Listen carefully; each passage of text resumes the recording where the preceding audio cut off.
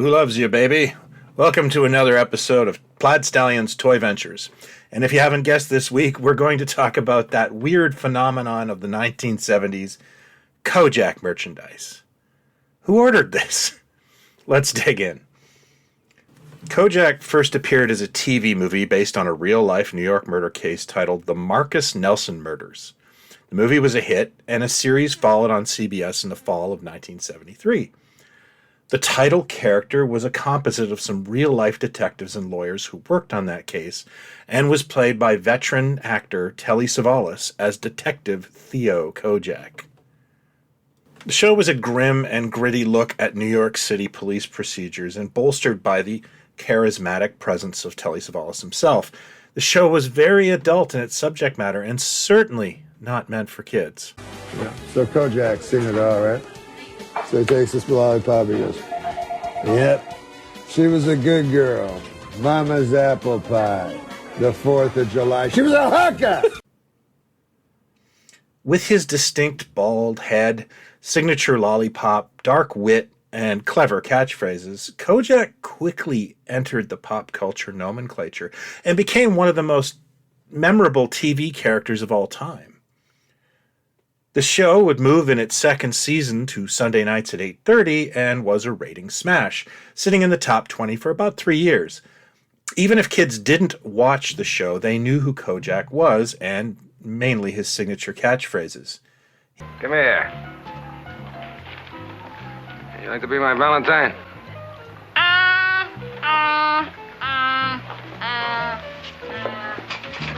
He was everywhere, parodied in both Mad and Cracked. Probably Crazy, I didn't check. And every TV, comedy, and variety show would slap a bald cap on its star and do a parody for a cheap laugh. So if you saw a bald man in the 1970s, you probably made a Kojak joke. There was even a planned Kojak cameo in an early draft of Superman the movie, where Superman would mistake the famous TV detective for Lex Luthor. That all just sounds terrible, but it just shows you how much he got around. In the 1970s, licensing for toys was booming. This is mainly because of Mego's great success with established brands. They were early adapters to the idea that the work was half done if kids already knew and loved the characters. You didn't have to be as aggressive with advertising, especially if your parents watched the show too. That was massive. A lot of toy companies followed suit, and many hit TV shows had merchandise. There were dolls of the Waltons, Happy Days, Welcome Back, Kotter, and LJN had scooped up action shows like Emergency, SWAT, and The Rookies to great sales.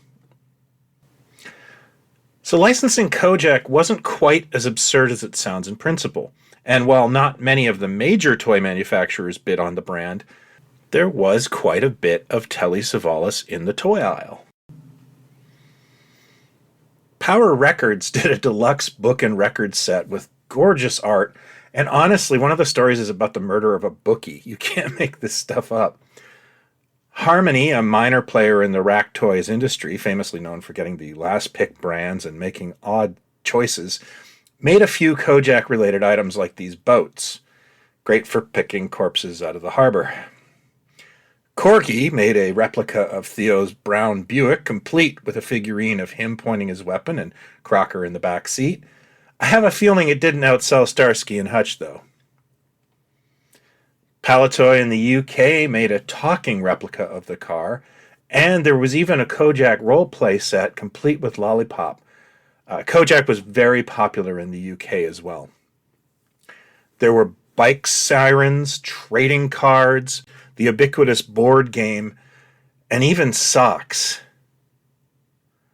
But the most curious of all in our subject today is the 8-inch Kojak action figure made by a small company called XL Toys.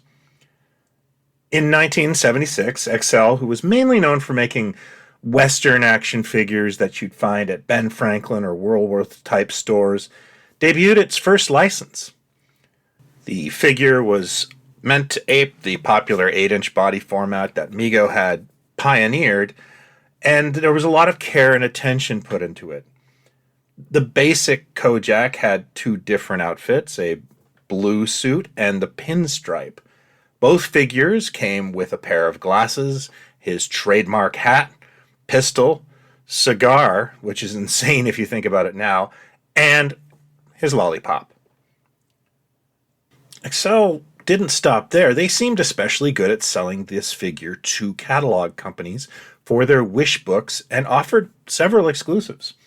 In the 1976 J.C. Penney catalog, you could get a deluxe Kojak Detective Set that came with the basic figure items, but also a trench coat, riot helmet, walkie-talkie, and a bullhorn, so he could do some quick hostage negotiation. Sears went even further, offering not only a Kojak figure, but an office playset and a bad guy figure for him to arrest. I mean, it would get really lonely in that squad room without the bad guy. The bad guy figure is entirely different to the Kojak one. It has less articulation and looks a lot like the Western figures offered by companies such as Azrak, Hamway, and More Toys. I've always joked that he looks a bit like a Foot Locker employee. This is definitely a case where XL sourced an existing figure's tooling to make this character. So how did it all sell? Not too good. Nobody loved him, baby. Kojak wasn't as interesting to children as talking apes or superheroes. Not helping the sales of the merchandise was that the show's ratings had plummeted in 1976 down to 63rd place. It would squeak out one more season in 1977 and be promptly canceled. In the 1977 Sears Wish book, the Office and exclusive figures would appear, but this time on discount. Kojak was canceled in 1978, and a lot of the merchandise would languish in the clearance aisle after that. The one bright point would probably be the Corgi car, which seemed to be offered until the late 1970s, and was eventually reissued in the 2000s. However, I've never run into a Kojak power record at a show or a flea market that wasn't sealed.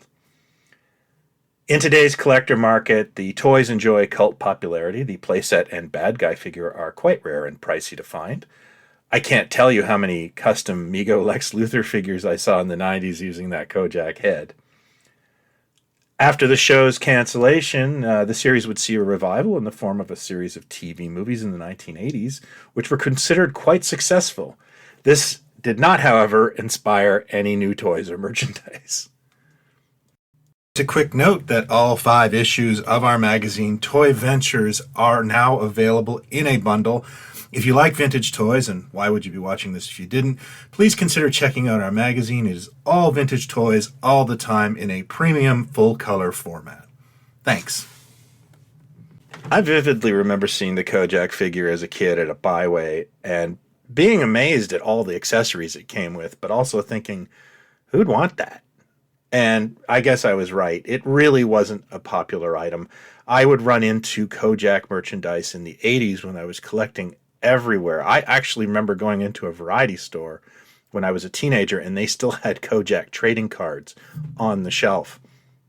I picked up this figure recently to do this episode, but also because I'm a huge fan of Telly Savalas. If you haven't seen the movie Horror Express, I highly recommend it. He steals the show, and he's stealing it from Peter Cushing and Christopher Lee. That's no small feat. He was a really charismatic guy, and honestly, the character of Kojak really can't be brought back without him now that he's passed. What I'd really like to know from you guys is, did you have any Kojak merchandise as a kid, and what did you think of it?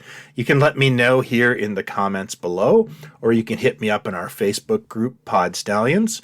There's no real wrong way to do it, and I'd love to chat about Kojak merchandise with you.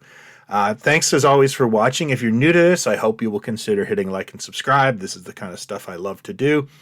Until next time, be well, talk toys, not others. Cheers.